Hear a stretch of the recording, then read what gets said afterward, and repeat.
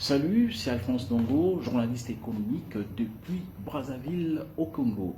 Eh bien, si donc le Congo avait pu peaufiner son programme conclu avec le Fonds monétaire international signé en 2019, eh bien, Brazzaville devait donc tout compte fait engranger 780 milliards de francs CFA, soit 252 milliards qui proviennent du FMI, et 89 milliards qui sont le produit de l'aide promise par la France, 171 milliards qui proviennent de la Banque mondiale et enfin 262 milliards qui sont donc une récompense ou alors l'aide de la Banque africaine de développement. Et bien évidemment, Brazzaville n'a pas pu donc mener à son terme ce programme. 48 mesures qui ont été recommandées, c'est un euphémisme, exigées au Congo par le FMI n'ont pas pu être mises en œuvre à bonne date.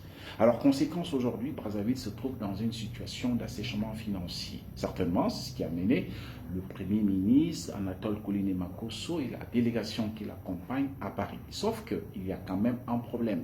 Enfin, je ne sais pas, les communicants et ceux qui conseillent le Congo devraient bien savoir qu'il est difficile pour l'instant à Brazzaville de pouvoir bénéficier d'une aide de quelque nature que ce soit de la part de la France. Enfin, une aide consistante.